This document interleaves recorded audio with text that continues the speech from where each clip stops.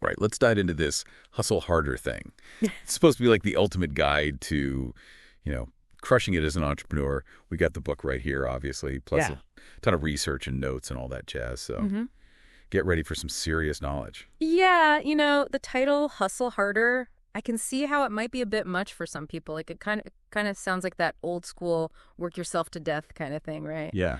But what I found interesting is that this book actually goes way beyond just like working hard.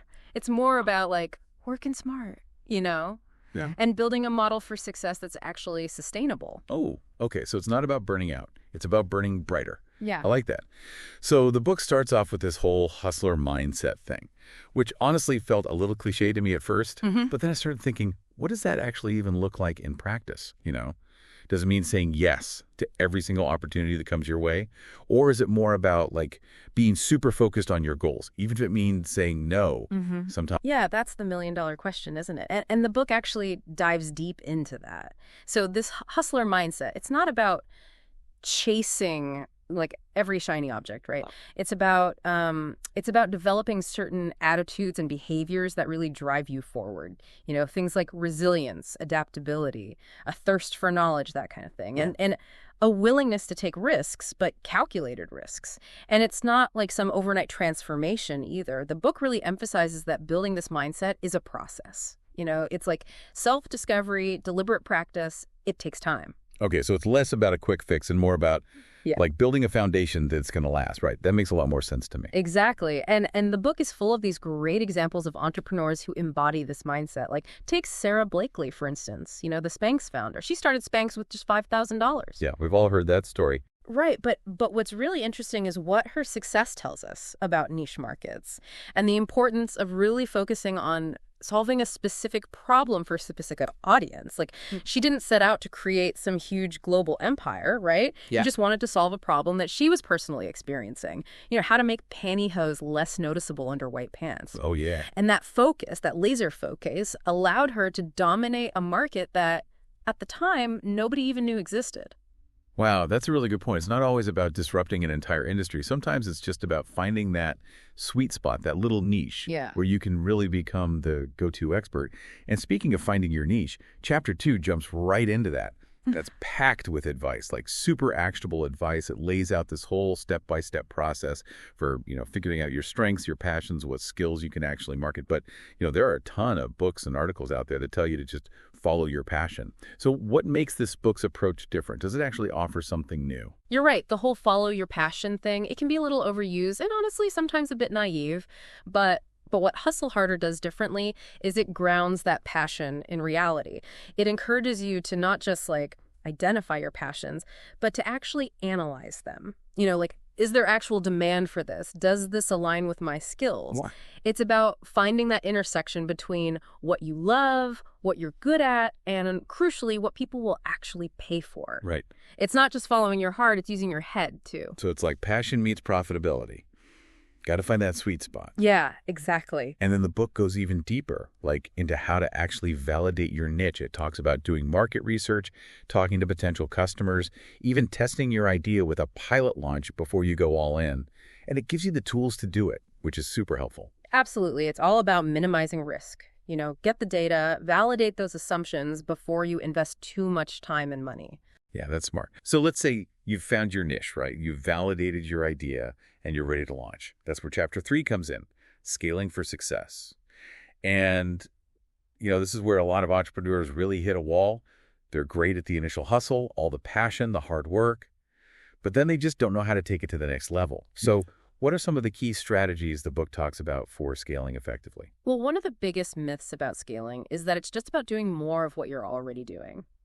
But the book emphasizes that scaling is about working smarter, not harder, right? It's about building systems, automating things, delegating tasks so you can focus on the big picture. Oh, okay. So it's about creating a business that can actually run without you being involved in every single little detail. Exactly. And the book lays out this framework for how to do that. Like figure out your core processes, write them down, and then see which ones you can automate or delegate. And it's honest about the fact that this can be messy. It can be hard to let go of control, especially when you're used to doing everything yourself. I bet. That's got to be tough for a lot of entrepreneurs. Yeah, for sure. But the book argues that this shift in mindset is absolutely essential for growth, for real sustainable growth. Like, you can't scale if you're constantly bogged down in the day-to-day stuff. You need to free yourself up to focus on strategy, innovation, relationships, all the things that'll actually move the needle. So it's about creating a business that works for you, not the other way around. Exactly. And the book has a ton of practical tips on how to do that, like using project management software, hiring virtual assistants, even outsourcing entire departments. And to give you real-world examples, right? Like companies that have actually done this successfully. Right, exactly. Like, it analyzes case studies like Warby Parker, who disrupted the whole eyewear industry. They built this super scalable online platform. And Dollar Shave Club, they nailed the subscription model, right? Created the streamlined system for getting razors to people's doors. Right. These examples show that scaling isn't just some abstract concept. It's something achievable. Any business can work towards it. Yeah, those are great examples. I think what's so valuable about this book is that it doesn't just tell you what to do, it actually shows you how to do it, you know? Totally. It gives you the frameworks, the tools, the resources you can actually use. Yeah, and it does it in a way that's clear and engaging. It's not full of jargon or anything like that. Any entrepreneur can understand it, no matter their background. So we've talked about mindset, finding your niche, the importance of scaling. But let's be real, in today's world, none of that matters if you don't have a strong brand. Chapter 4 is all about building your brand. What kind of insights does the book offer on that? You know, a lot of people think branding is just about logos and colors and taglines, but Hustle Harder goes way deeper than that. It argues that your brand is really your reputation. It's your promise to your customers, the emotional connection you build with them. So it's more than just looking good. It's about building trust, loyalty. Exactly. And the book has this whole framework for how to do that. Defining your brand values, crafting your brand voice, creating a consistent experience across all channels. And it emphasizes that building a strong brand is a process, right? It's not a one-time thing. Right. It's about consistently delivering on your promises, exceeding customer expectations every chance you get. And being authentic, being transparent. Absolutely. In today's world, people can spot a fake brand a mile away. They want to connect with brands that are genuine, brands that have a purpose beyond just making money. I love that. It's about building a brand that people actually believe in, a brand that stands for something. Exactly. And the book gives you tons of practical tips on how to do that, like using storytelling to connect with your audience, building a strong social media presence, creating a community around your brand. Yeah, those are all great strategies. And I think what's so powerful about this book is that it shows you that building a strong brand isn't just for big companies with massive budgets. It's something any entrepreneur can do. Absolutely. And honestly, it's becoming more and more important, especially in the digital age where people have so many choices. They can research and compare brands in an instant before they buy anything. That's true. So if you want to stand out, if you want to build something that lasts, you got to invest in your brand.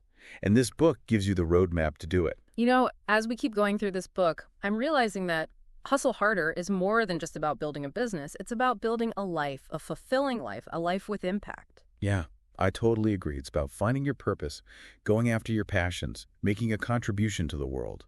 And it's about doing it with intention, with strategy, with this drive to be your best self. I am loving this conversation, and I can't wait to keep digging into Hustle Harder. But you know what? Let's take a quick break, catch our breath. When we come back, we'll dive into the nitty-gritty of developing a winning strategy. And we'll explore what the book has to say about funding your hustle. Sounds good. Want to elevate your entrepreneurial game? By Hustle Harder, How to Dominate the Game and Crush Your Competition, a step-by-step guide for entrepreneurs. Check the link in the description below, or search for it on Google. It's also available on Amazon. Don't miss out. Get your copy today. All right, so we're back and ready to dig into more of Hustle Harder. We've talked about mindset, finding that niche, scaling up. But what about actually creating a winning strategy? That's got to be pretty important, right? Oh, absolutely. A solid strategy, it's like your roadmap. Gives you direction, focus, helps you make smart decisions, especially with all the chaos that comes with starting a business. And this book, it really breaks down the how of strategy, makes it feel manageable, Okay, so let's break it down then. What are some of the key parts of a winning strategy, according to Hustle Harder? Well, first off, the book is all about understanding your target market. And I mean, like, really understanding them. It goes beyond just basic demographics. You got to dig deep into their needs, their wants, what their pain points are, what they aspire to. If you want to create something that truly resonates, you got to know them inside and out. Makes sense. Know who you're serving before you even think about what you're offering. What else does the book say about strategy? Well, it really emphasizes setting smart goals, specific, measurable, achievable, relevant, time-bound. It's not enough to just say, I want to be successful. You got to define what success actually looks like for you. Set those milestones, those deadlines to keep yourself accountable. Right, it's about having a clear vision, breaking down the journey into steps you can actually take. One thing I found interesting is that the book actually challenges the whole traditional idea of a static business plan. Oh, yeah. It's more about being agile, flexible, adapting as you go. Exactly. It's like embrace the process, Yeah. Be willing to change course based on what you're learning, what the data's telling you. Yeah. Especially in today's world, things change so fast. That's true. What worked yesterday might not work tomorrow. Okay, Right. so you've got your strategy, you know your market, you've set your goals, you're ready to adapt.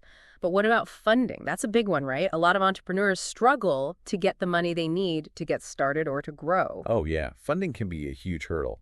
But Hustle Harder does a really good job of laying out all the different options. It's not just about venture capital, which is what most people think of first. Right. It covers everything, like bootstrapping, angel investors, crowdfunding, grants, even small business loans. So it's about finding the right fit for you, for your business, for where you're at. I really liked how the book emphasized being resourceful, thinking outside the box when it comes to funding. Yeah, it's not always about chasing the big investors. Sometimes it's about finding those smaller, more strategic partners. People who get your vision, who can offer more than just money. Support, guidance, that kind of thing. Exactly. And the book even gets into the details of negotiating with investors, what to look out for, key terms, making sure the deal works for everyone. That's super helpful. So we've talked a lot about strategy, but the book also dives into the who, right? Yeah. Chapter 6 is all about building your dream team. What are your thoughts on that? Oh, building a great team, that's crucial, maybe the most important thing. You can have the best idea in the world, but if you don't have the right people to execute it, you're not going to get very far. Hustle Harder really gets that. It gives you a framework for not just hiring, but for building a team that's aligned with your vision. So it's not just about finding skilled people. It's about finding people who believe in what you're doing, who are invested in the mission. Exactly. It encourages you to think about the key roles you need, to look at your own strengths and weaknesses, find people who complement your skills, who bring different perspectives. And people who are passionate, right? People who are excited to be part of the journey. Yes, absolutely. It's not just about filling a position. It's about finding the right fit for your culture, for your values. And the book talks about creating a positive work environment, right? One that's supportive, where people feel valued. Oh, yeah, that's huge. Open communication, transparency, respect, all that good stuff. I totally agree. A positive work environment can make all the difference. It really can. And the book goes even further. It talks about delegation, empowering your team, giving them ownership, creating a culture of learning and growth. That's so important. You can't do everything yourself. No way. You got to trust your team, let them shine, let them bring their talents to the table. And that frees you up to focus on the big picture, right? Yeah, exactly. Plus, when you empower your team, they feel more ownership, more accountability, which leads to more innovation, more creativity, more of a sense of purpose. It's a win-win. Speaking of innovation, there's a chapter that really caught my eye. Crushing your competition. Now, the title sounds a little aggressive, Yeah. but it's actually a really insightful chapter. What stood out to you about that section? Well, the book is very clear that crushing your competition isn't about being ruthless or unethical. It's about constantly pushing yourself to be better, to innovate, to offer more value. It's about being proactive, staying ahead of the curve. Okay, so it's about playing the game strategically, aiming to be the best, not just to beat someone else. What are some of the ways the book suggests to stay ahead? Well, it talks a lot about analyzing your competition. Who are they? What are they doing? What are their strengths and weaknesses? You got to gather intelligence and use it to make smart decisions. Like a game of chess. Exactly. You got to anticipate their moves and plan accordingly. Yeah. I also thought it was interesting how the book encouraged learning from your competitors.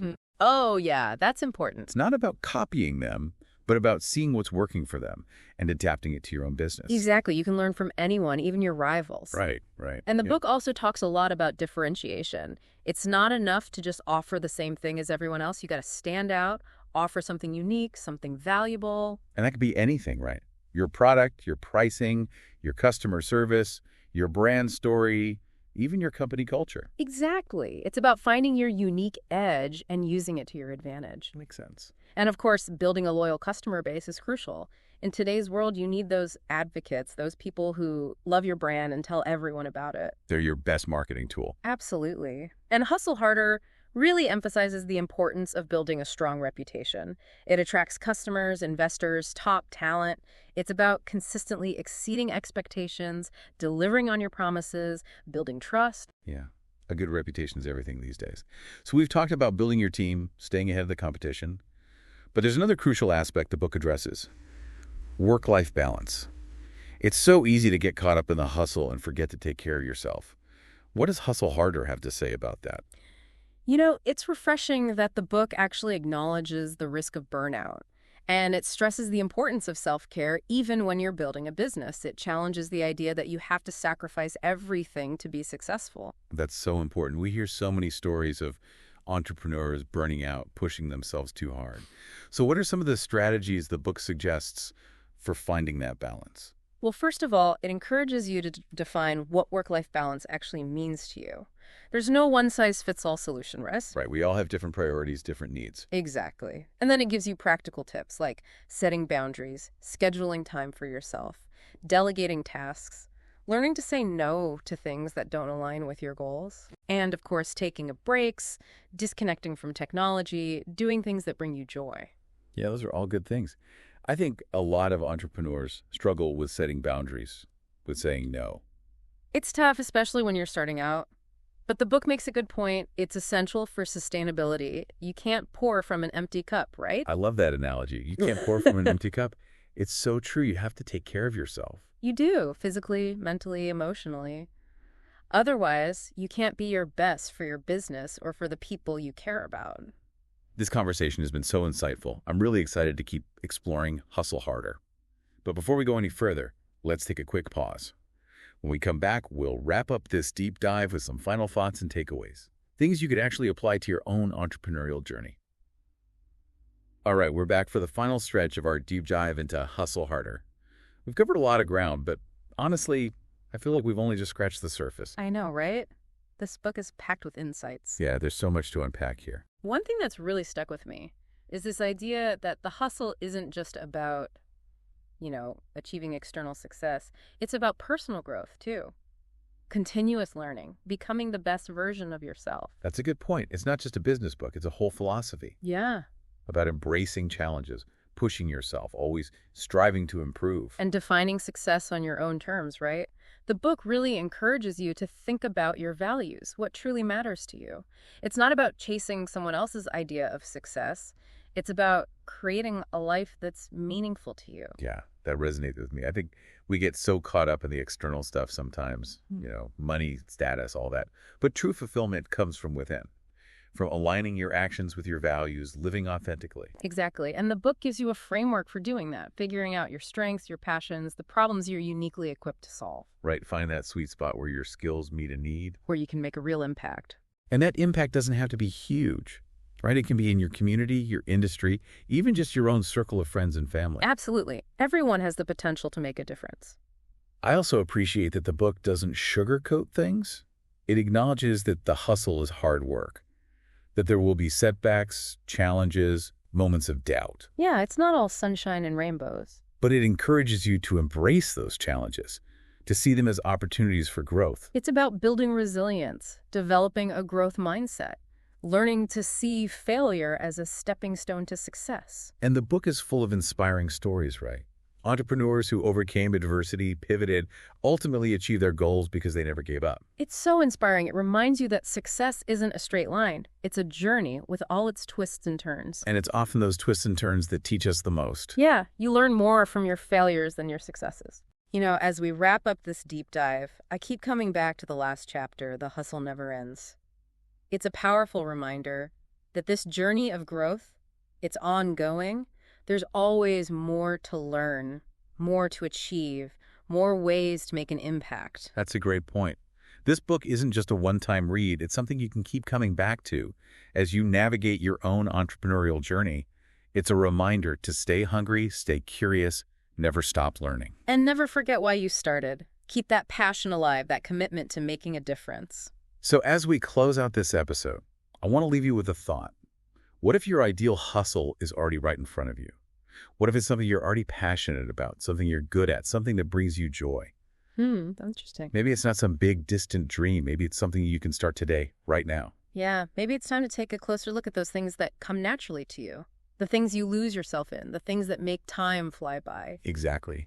Maybe that's where the real magic happens. I think you're onto something. So there you have it, our deep dive into Hustle Harder, how to dominate the game and crush your competition. If you're looking for inspiration, motivation, practical advice, this book is a must-read. It's a reminder that success is a journey, not a destination. And it's a journey best traveled with passion, purpose, and a commitment to becoming your best self. Until next time, keep hustling, keep learning, and keep reaching for those stars.